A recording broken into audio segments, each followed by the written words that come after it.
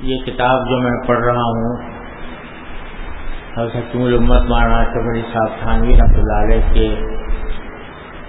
مواعظ اور ملفوظات کا ایک انتخاب ہے، جس میں تصوف کے مختلف مسائل بیان ہوئے ہیں، اور ان میں سے میں صرف وہ حصہ پڑھ رہا ہوں جو ہماری باطنی بیماریوں سے متعلق ہے اور جس کی وجہ سے ہم اللہ بچائے گناہ گار ہوتے رہتے ہیں۔ تو پچھلے دنوں زبان کی حفاظت اور زبان سے متعلق جو گناہ ہیں یا جو بیماریاں ہیں ان کا ذکر ہوا تھا۔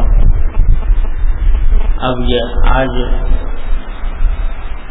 حضرت والا نے حسد کے بارے میں کچھ بیان فرمایا، وہ پڑھتا ہوں، پھر اللہ تبارک و تعالی اس کی اپنی رضا کے مطابق فیصلے کی توفیق عطا فرمائے۔ اللہ تعالیٰ نے ارشاد فرمایا کہ وَمِن شَرِّ حَاسِدٍ إِذَا حَسَدَ، یعنی تم کہو کہ میں حاسد کے شر سے جب وہ حسد کرے پناہ مانگتا ہوں۔ اور رسول اللہ صلی اللہ علیہ وسلم نے ارشاد فرمایا لا تحاسدوا، اے آپس میں ایک دوسرے کے اوپر حسد نہ کرو۔ حسد کی حقیقت یہ ہے کہ کسی شخص کی اچھی حالت کا ناگوار گزرنا، کسی کو اچھی حالت میں دیکھے اور وہ دل پر ناگوار ہو کہ یہ کیوں آگے بڑھ گیا، یا کیوں اس کو یہ اچھی حالت حاصل ہو گئی، اور یہ آرزو کرنا کہ یہ اچھی حالت اس کی زائل ہو جائے، یہ حسد ہے۔ اس کے 3 درجے ہیں۔ ایک تو کیفیت انسانیہ ہے جس میں انسان معذور ہے، ایک اس کے مقتضا پر عمل ہے، اس میں انسان معذور ہے یعنی گناہ گار ہے، اور ایک اس کے مقتضا کی مخالفت ہے، اس میں انسان ماجور ہے یعنی ثواب پانے والا ہے۔ اللہ تعالیٰ فرماتے ہیں کہ میرے بندے پر نعمت دیکھ کر حسد کرنے والا گویا میری اس تقسیم سے ناراض ہے جو میں نے اپنے بندوں میں فرمائی ہے۔ رسول اللہ صلی اللہ علیہ وسلم ارشاد فرماتے ہیں کہ حسد نیکیوں کو اس طرح جلا دیتا ہے، حسد نیکیوں کو اس طرح جلا دیتا ہے جس طرح آگ سوکھی لکڑیوں کو جلا دیتی ہے۔ البتہ ایسے شخص پر حسد کرنا جائز ہے جو اللہ کی دی ہوئی نعمت کو ظلم یا معصیت میں خرچ کر رہا ہو، مثلا مالدار ہو اور شراب اور بے حیائی میں اڑا رہا ہو، لہذا ایسے شخص سے مال چھین جانے کی آرزو کرنا گناہ نہیں ہے، کیونکہ یہاں در حقیقت مال کی نعمت کے چھن جانے کی تمنا نہیں بلکہ اس کے معصیت کے بند ہو جانے کی آرزو ہے، اور اس کی پہچان یہ ہے کہ اگر وہ شخص معصیت چھوڑ دے تو اب اس نعمت کے جاتے رہنے کی آرزو بھی نہ رہے۔ حسد کا باعث عموماً یا تو تکبر اور غرور ہوتا ہے یا عداوت اور خباثت نفس کہ بلا وجہ خدا کی نعمت میں بھی بخل کرتا ہے اور چاہتا ہے کہ جس طرح میں کسی کو کچھ نہیں دیتا اسی طرح حق تعالیٰ بھی دوسرے کو کچھ نہ دے۔ البتہ دوسرے کو نعمت میں دیکھ کر حرص کرنا اور چاہنا کہ اس کے پاس بھی یہ نعمت رہے اور مجھے بھی ایسی مل جائے، یہ غبطہ اور رشک کہلاتا ہے، اور غبطہ شرعاً جائز ہے۔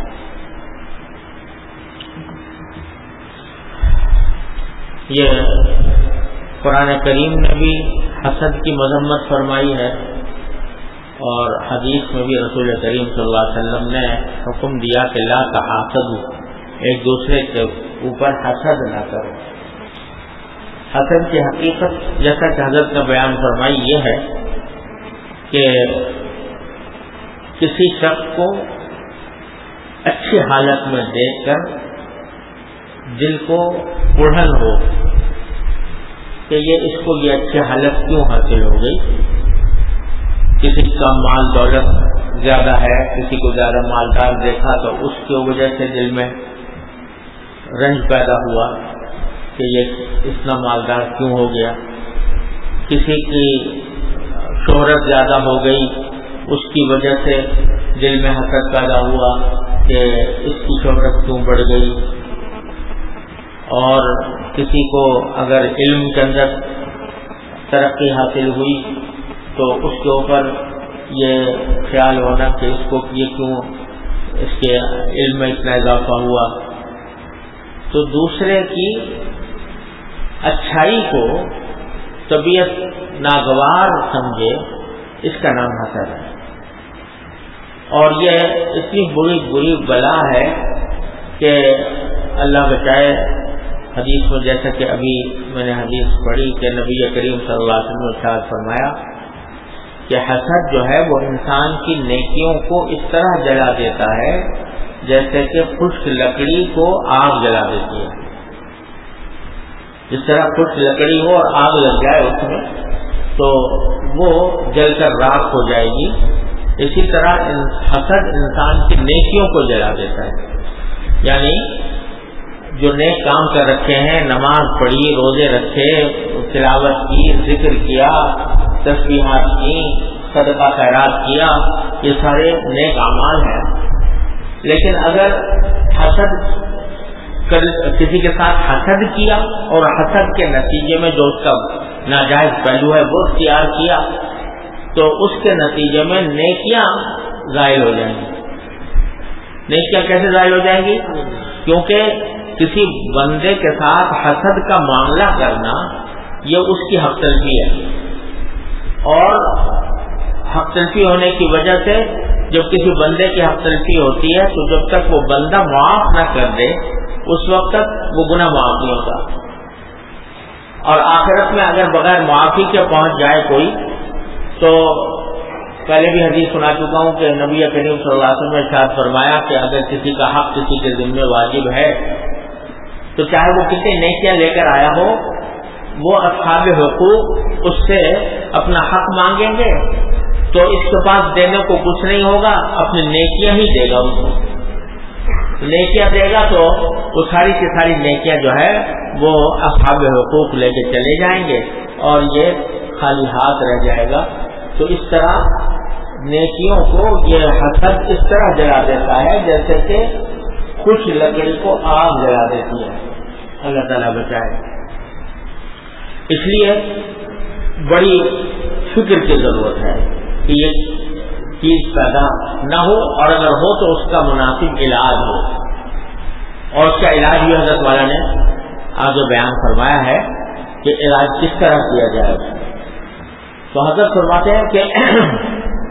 حسد کا ایک درجہ تو یہ ہے کہ دل میں ناگواری پیدا ہو گئی غیر اختیاری طور پر. ایک شخص کو آگے بڑھتا دیکھا، مال میں، جاہ میں، شہرت میں، عزت میں، علم میں، صحت میں، قوت میں کسی کو آگے بڑھتا دیکھا تو دل میں ایک کوڑھن پیدا ہوئی کہ یہ مجھ سے کیوں آگے بڑھ گیا. اور ساتھ ہی یہ بھی کہ اس کے دل میں یہ خواہش پیدا ہوتی ہے کہ یہ اچھائی اس کی دور ہو جائے، ضائع ہو جائے. اگر یہ مالدار زیادہ ہے تو مالدار نہ رہے، کم اس کا مال کم ہو جائے. اگر اس کی شہرت زیادہ ہے تو شہرت لوگوں میں کم ہو جائے. مقبولیت زیادہ ہے تو مقبولیت کم ہو جائے. یہ ساتھ میں یہ آرزو بھی ہوتی ہے. تب حسد بنتا ہے. ایک تو کوڑھن اور دوسرے اس نعمت کی ختم ہونے کی آرزو. یہ دو چیزیں مل کر حسد بنتی ہیں. تو یہ در حقیقت جیسا کہ ابھی میں نے حضرت والا کا ارشاد پڑھا کہ آپ نے حدیث کے حوالے سے فرمایا، یہ در حقیقت اللہ تعالیٰ کے فیصلے پر اعتراض ہے. قرآن کریم تو یہ فرماتا ہے کہ ہم نے ہر ایک آدمی کے درمیان تقسیم اپنے حکمت کے مطابق کی ہے. نحن قسمنا بینہم معیشتہم فی الحیاۃ الدنیا ورفعنا بعضهم فوق بعض درجات لیتخذ بعضهم بعضا سخریا. ہم نے تقسیم کی ہے کہ کس کو کتنا مال ملنا ہے، کتنی دنیا ملنی ہے، کتنی دولت ملنی ہے، اور کس کا درجہ بلند ہونا ہے، کس کا درجہ کم ہونا ہے. ہم نے یہ سارے فیصلے کیے. رفعنا بعضهم فوق بعض درجات، یہ ہم نے اپنی حکمت سے کیا. اب اگر کسی کو اللہ تبارک و تعالی نے فرض کرو زیادہ درجہ دے دیا، مال کا، عزت کا، شہرت کا، کسی چیز کا درجہ زیادہ دے دیا، اور آپ کے دل میں کوڑھن ہو رہی ہے کہ وہ کیوں آگے بڑھ رہا ہے، تو یہ اللہ تبارک و تعالیٰ کے فیصلے پر اعتراض ہے کہ اللہ تعالیٰ نے ایسا کیوں کیا، اس کو کیوں بڑھا دیا. تو اور دل میں خواہش پیدا ہو رہی ہے کہ وہ نیچے گر جائے، کم آ جائے، اس کی جو نعمتیں ہیں وہ کم ہو جائیں. تو یہ اللہ تبارک و تعالیٰ کے فیصلے پر اعتراض ہے، اللہ بچائے، اللہ تعالیٰ کے تقدیر پر اعتراض ہے. تو اتنا بڑا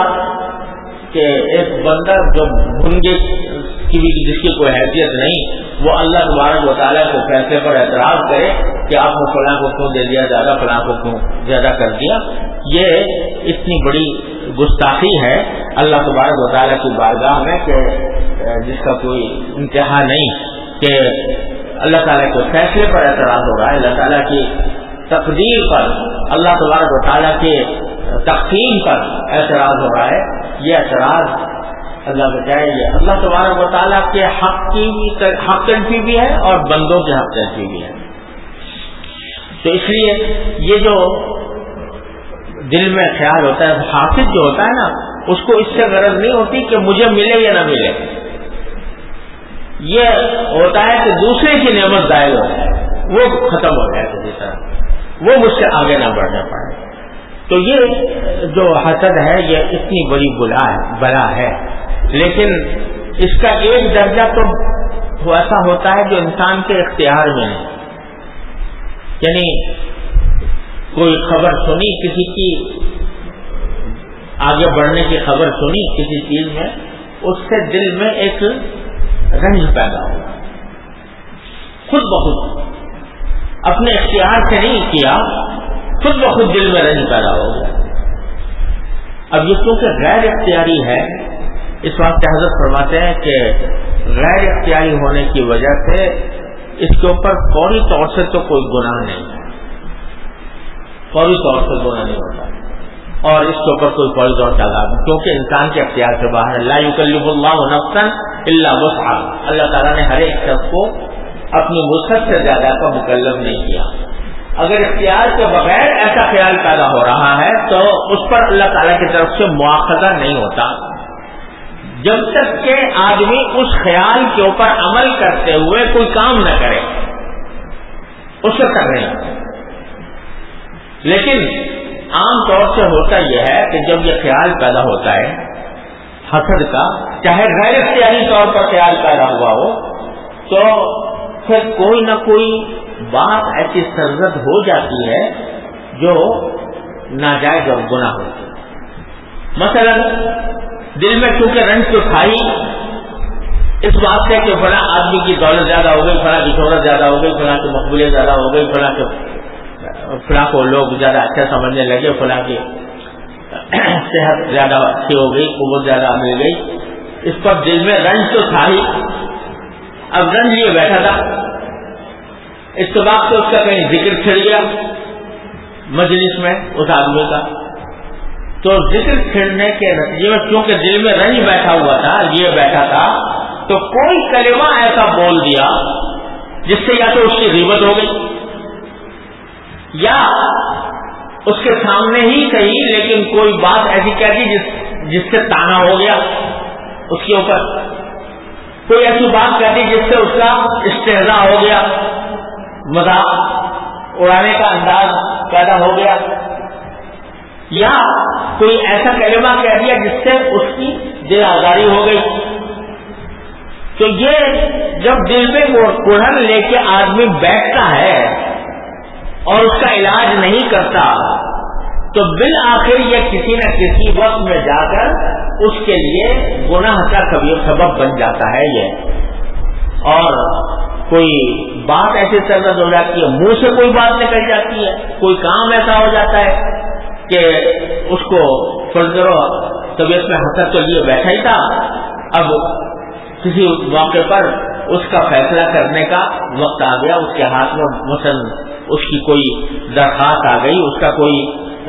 مطالبہ آ گیا، تو اس کے ناحق اس کے خلاف فیصلہ دے دیا. تو اگر یہ قرآن دل میں رہتی ہے اور بکثرت رہتی ہے تو کبھی نہ کبھی وہ انسان کو کسی اختیاری طور پر کسی گناہ کے اوپر مجبور کر دے گی، اور کہیں نہ کہیں وہ اس حسد کے ناجائز مظاہرے میں مبتلا ہو جائے گا. اس لیے حضرت امام غزالی رحمۃ اللہ علیہ فرماتے ہیں، کیونکہ امام غزالی رحمۃ اللہ علیہ جو ہے وہ اللہ تعالیٰ نے ان کو باطنی بیماریوں کا خاص علم عطا فرمایا تھا. احیاء العلوم کے اندر انسان کی نفسیاتی باریکیوں کا جتنا زبردست تجزیہ حضرت امام غزالی رحمۃ اللہ نے فرمایا تھا یہ کسی اور نے کیا ہو. تو وہ فرماتے ہیں کہ یہ جو دل میں خیال پیدا ہوا ہے یہ اگرچہ فوری طور سے اس کے اوپر کوئی مواخذہ نہیں، فوری طور سے گناہ نہیں کیونکہ غیر شرعی پیدا ہوا، لیکن اس کا بھی علاج ضروری ہے. اگر علاج نہ کرے گا تو یہ آدمی کو کسی نہ کسی وقت میں لے جا کر یہ ایسے گناہ میں مبتلا کرے گا جو اس کی نیکیوں کو کھا جائے گا. لہذا علاج کیا ہے؟ فرمایا کہ علاج دو باتیں ہیں. ایک بات تو یہ کہ جب یہ ایسا خیال آئے تو دل سے اس کو برا سمجھے، دل سے اس کو برا سمجھے کہ میرے دل میں یہ خیال جو آیا ہے فلاں شخص کے آگے بڑھنے کے نتیجے میں میرے اندر میرے دل میں جو ناگواری پیدا ہوئی ہے یہ بہت بری بات ہے، یہ خیال اچھا خیال نہیں ہے، برا خیال ہے اور اس سے مجھے نجات حاصل کرنی چاہیے. اس کو دل سے برا سمجھے.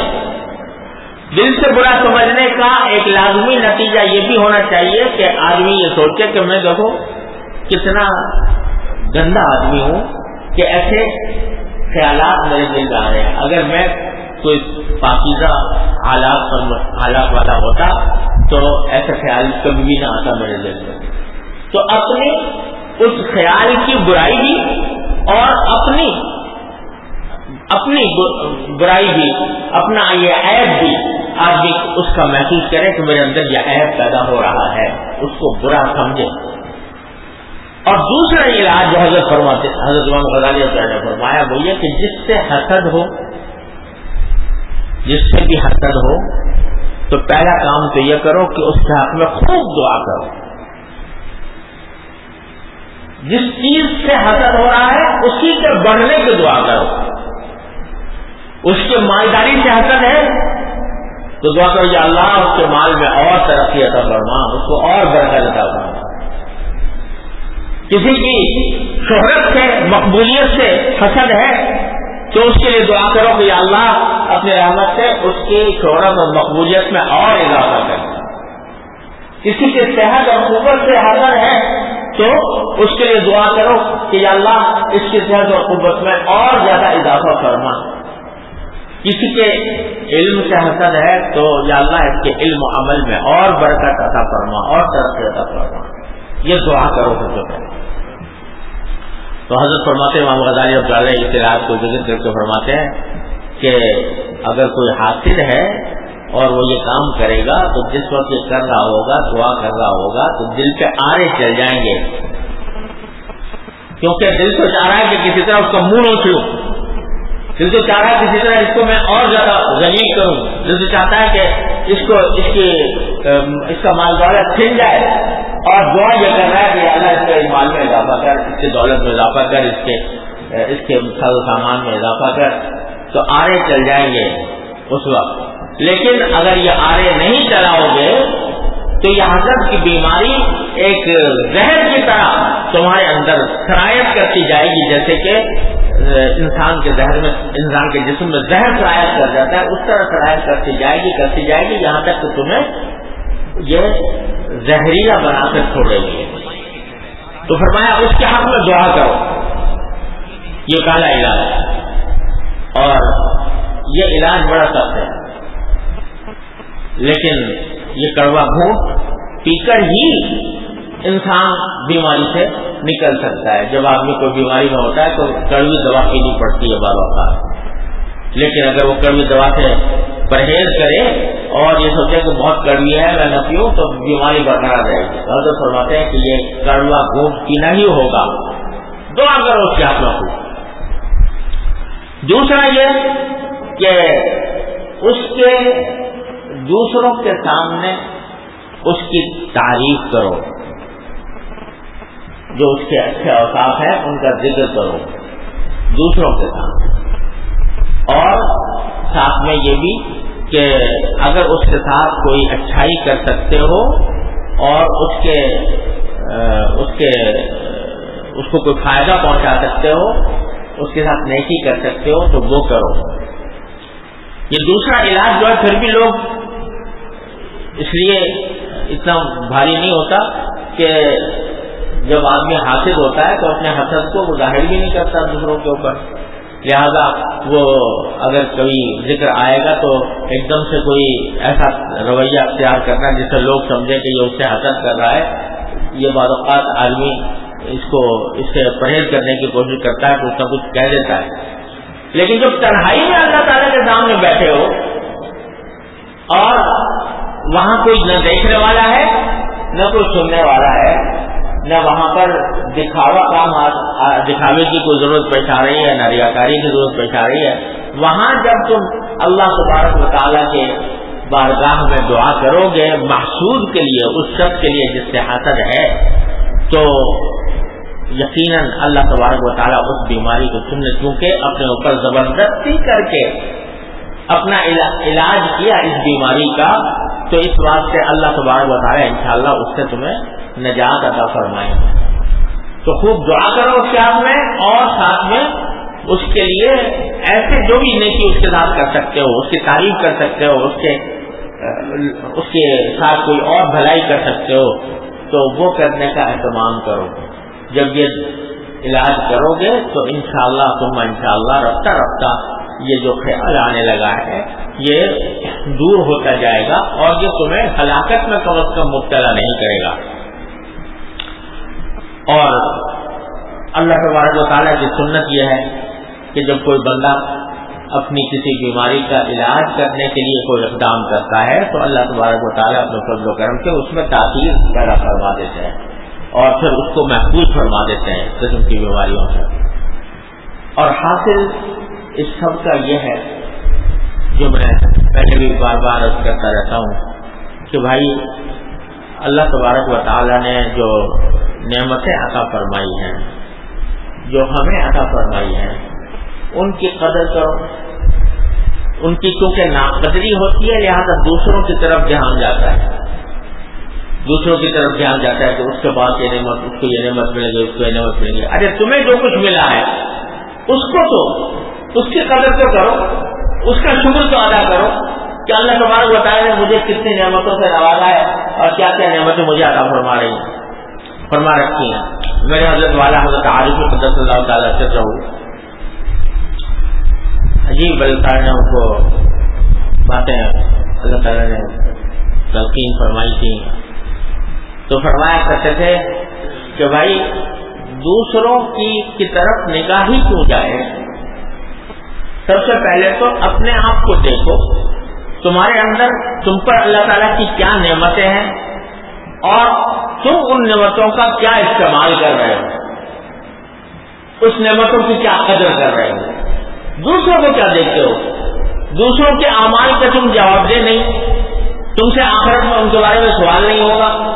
خام خواہ ان کی کھوج کوریز میں پڑنا، خام خواہ ان کے معاملات میں دخل اندازی کرنا، یہ اس کی کیا ضرورت ہے۔ اپنی طرف دیکھو، اپنے عیوب کو دیکھو، اپنے نعمتوں کا مشاہدہ کرو، اس پر اللہ تعالیٰ کا شکر ادا کرو۔ تو اس معاملے میں حضرت والا فرماتے تھے کہ بھائی دوسروں کو کیا نعمتیں ملی ہیں میں کہاں دیکھوں، میں تو جب تک مجھے اپنے اللہ تعالیٰ نے جو کچھ دیا ہے اس کا اگر میں مشاہدہ کرنے لگوں اور اس کا مراقبہ کرنے لگوں تو وہی مجھے اس سے فرصت نہیں ملتی۔ تو حضرت ایک شعر فرماتے تھے، شعر بڑے اچھے کہا کرتے تھے، تو شعر فرماتے تھے کہ مجھ کو اس سے کیا غرض، اس جام میں ہے کتنی میں، مجھ کو اس سے کیا غرض، کس جام میں ہے کتنی میں، میرے پیمانے میں لیکن حاصل میں کھانا ہے، میرے پیمانے میں لیکن حاصل میں کھانا ہے۔ یعنی مجھے کیا اس سے کیا غرض کہ کس کو کتنا ملا ہوا ہے، لیکن جو کچھ مجھے ملا ہوا ہے اللہ تبارک و تعالیٰ کے فضل و کرم سے وہ حاصل میں کھانا ہے، میرے تو وہی سب کچھ ہے اور وہی نعمت ہے۔ اس نعمت کا استعمال کروں یا دوسروں کو دیکھوں، میں تو اللہ تبارک و تعالیٰ کے اس نعمتوں کے استحضار میں گم ہوں کہ کیا کیا نعمتیں مجھے اللہ تبارک و تعالیٰ نے عطا فرما رکھی ہیں. مجھے زندگی دی، مجھے آنکھیں دی، مجھے کان دیے، مجھے سماعت دی، مجھے بینائی دی، مجھے صحت دی، مجھے رزق دیا، مجھے اولاد دی، مجھے گھر دیا، مجھے گھر والے دیے. اس پر اتنی نعمتیں اللہ تبارک و تعالیٰ کی طرف سے ہر آن ہر لمحے مبذول ہیں کہ ان کا عد و شمار، ان کا شمار ممکن نہیں. ان کا شمار کہاں تک کروں؟ وہ نہیں ہو پا رہا تو دوسرے کی طرف کیا نگاہ جائے کہ اس کو کیا ملا ہوا ہے، مجھ کو اس سے کیا غرض، کس جام میں ہے کتنی میں، میرے پیمانے میں لیکن حاصل میں کھانا ہے. جو کچھ مجھے اللہ تبارک و تعالیٰ دے رکھا ہے وہ میرے لیے تو سب سے بڑی نعمت ہے. تو ہمارے والد صاحب نے فرمایا کرتے تھے کہ تیرا جمال ہے، تیرا خیال ہے، تو ہے، مجھے یہ فرصت کاوش کہاں کہ کیا ہوں میں. تو مجھے تو اس ہر وقت اس دھن میں اور اس خیال میں مست ہوں کہ میرے مالک نے اپنے فضل و کرم سے مجھے نہال کیا ہوا ہے، نعمتوں سے نہال کیا ہوا ہے. پھر مجھے ادھر ادھر دیکھنے کی کیا ضرورت ہے. جب یہ فہم پیدا ہو جاتی ہے، اللہ تبارک و تعالیٰ اپنی رحمت سے اپنے فضل و کرم سے ہمارے سب کے اندر یہ پیدا فرما دے کہ جب فہم پیدا ہو جاتی ہے تو اللہ تبارک و تعالیٰ کے رحمت سے پھر حسد وسد سب خاک کی طرح اڑ جاتے ہیں. کیونکہ اللہ تبارک و تعالیٰ اپنی نعمتوں کا استحضار عطا فرما دیتا ہے، اس کی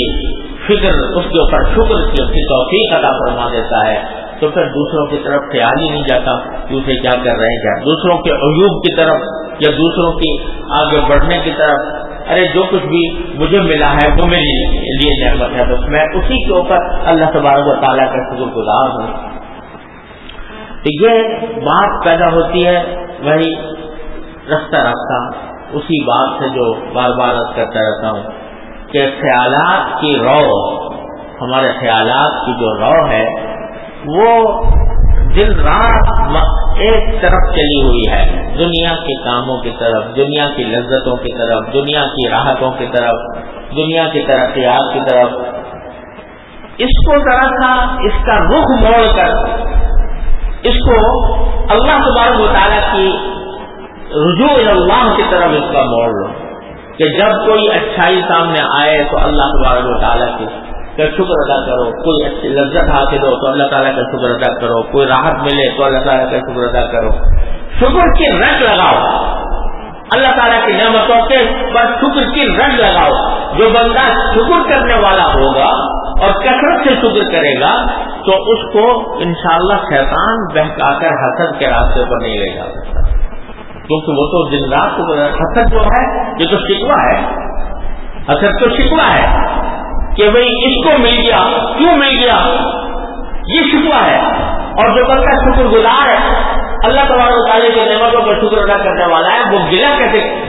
کیسے کرے، وہ شکوہ کیا کرے. وہ تو شکر میں ہی دن رات مگن ہے کہ اللہ تبارک و تعالیٰ نے اپنی رحمت سے مجھے اتنی نعمت عطا فرمائی. تو شکر کے ذریعے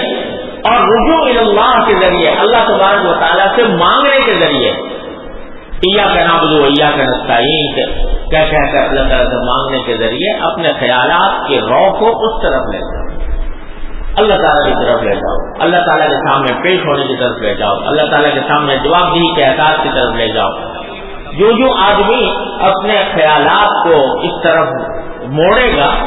تو انشاءاللہ رفتہ رفتہ یہ بیماریاں خود بخود ختم ہوں گی.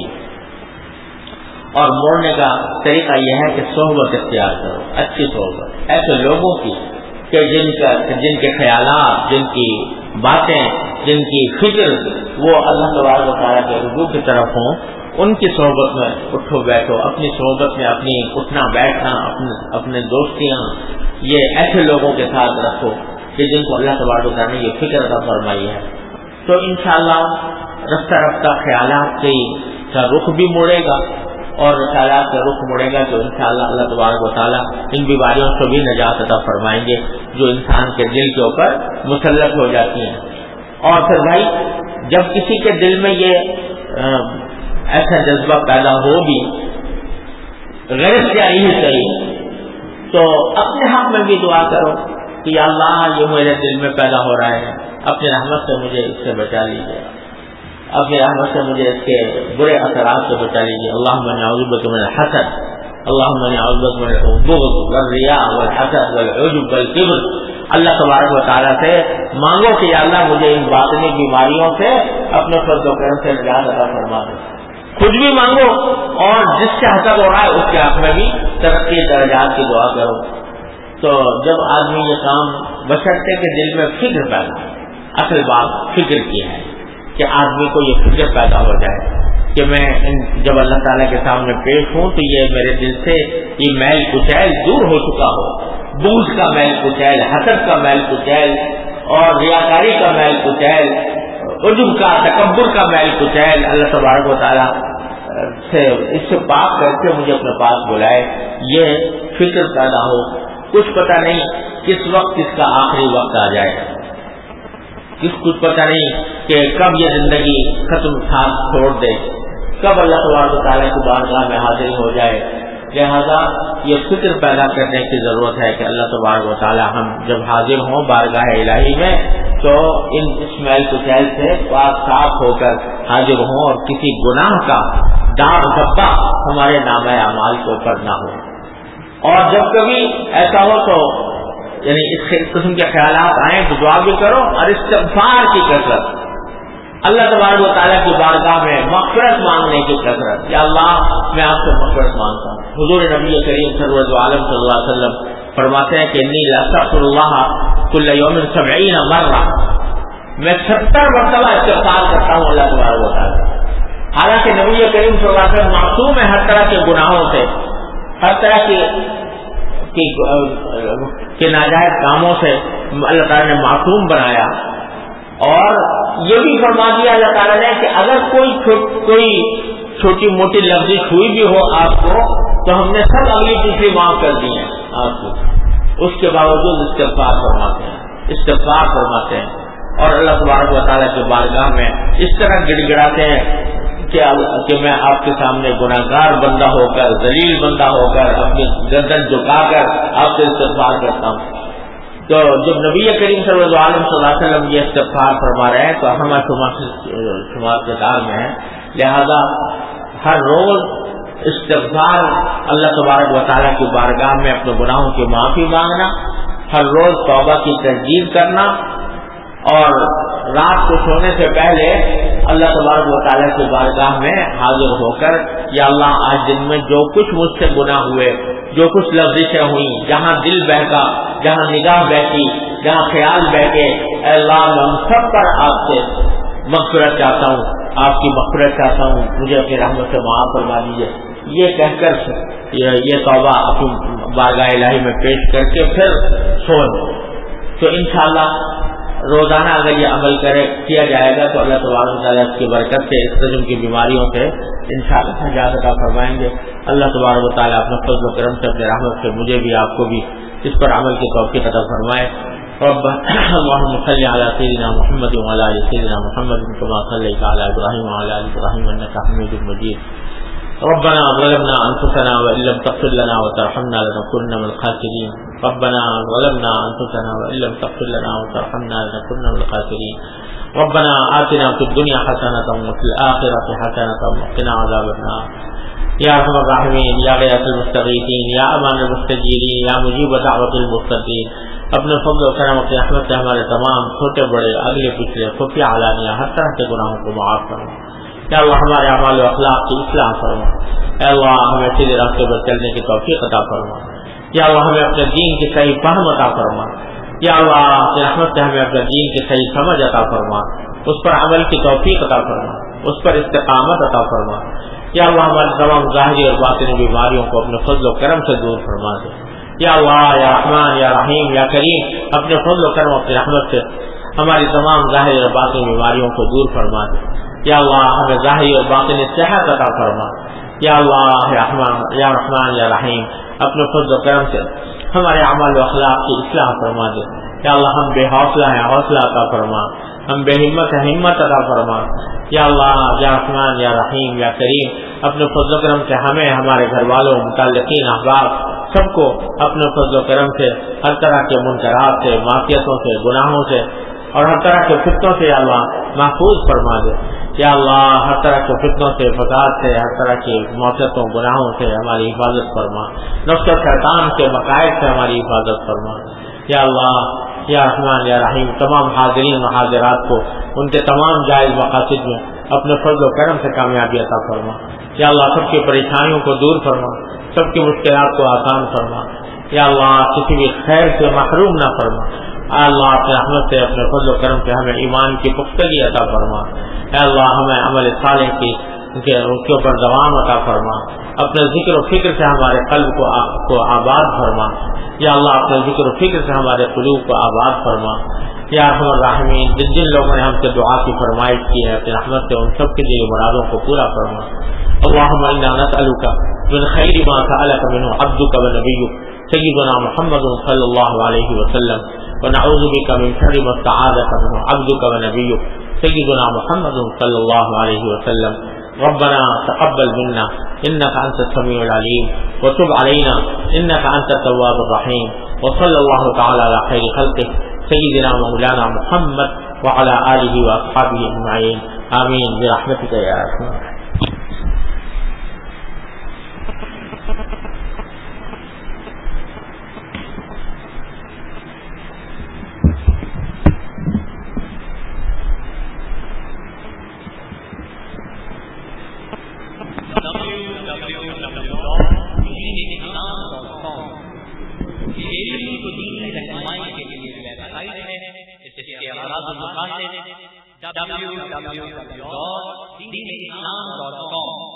اسلامی تعلیمات کو دنیا بھر کے مسلمانوں تک پہنچانا ہے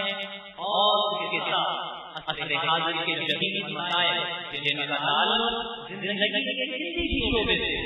اور اس کے بارے میں قرآن سنت کی روشنی میں صحیح رہنمائی کرنا ہے۔ توحید رسالت کے حملوں کا مؤثر جواب اور دنیا بھر کے لوگوں کو نبی کریم صلی اللہ علیہ وسلم کے اوصاف و کمالات اور تعلیمات سے آگاہی کی پروگرام میں شامل ہے۔ اسلام کے خلاف پھیلائی گئی غلط فہمیوں کو دور کرنا اور مسلمان کے ایمانی جذبات کو بیدار رکھنا بھی اس کوشش کا حصہ ہے۔ صدر جامعہ دارالعلوم کراچی مولانا مفتی محمد تقی عثمانی صاحب مفتی اعظم پاکستان اور شیخ الاسلام justice retired supreme court of Pakistan مولانا مفتی محمد تقی عثمانی صاحب مرکز اور مفتی جامعہ دارالعلوم کراچی حضرت مولانا مفتی عبدالرؤوف سکھر صاحب مرکز کی ہفتہ اسلامی مجالس براہ راست بیان کی اور دیگر علماء پاک و ہند کی تقاریر اب انٹرنیٹ پر اس ویب سائٹ پر سنی جا سکتی ہے۔ اسی طرح آپ کے مسائل اور ان کا حل یعنی آن لائن دارالفتہ اور مدارس دینیہ کے سالانہ نتائج سے گھر بیٹھے بآسانی استفادہ حاصل کیا جا سکتا ہے۔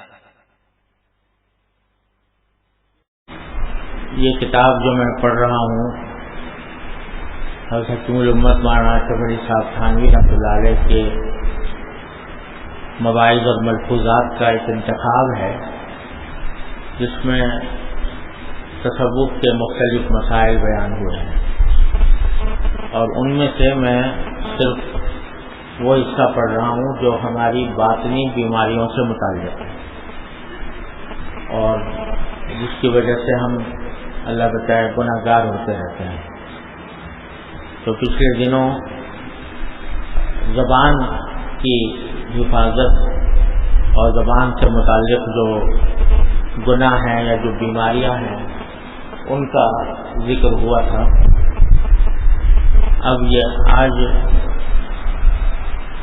حضرت والا نے حسد کے بارے میں کچھ بیان فرمایا، وہ پڑھتا ہوں، پھر اللہ تبارک و تعالی اس کی اپنی رضا کے مطابق فیصلے کی توفیق عطا فرمائے۔ اللہ تعالیٰ نے ارشاد فرمایا کہ وَمِن شَرِّ حَاسِدٍ إِذَا حَسَدَ، یعنی تم کہو کہ میں حاسد کے شر سے جب وہ حسد کرے پناہ مانگتا ہوں۔ اور رسول اللہ صلی اللہ علیہ وسلم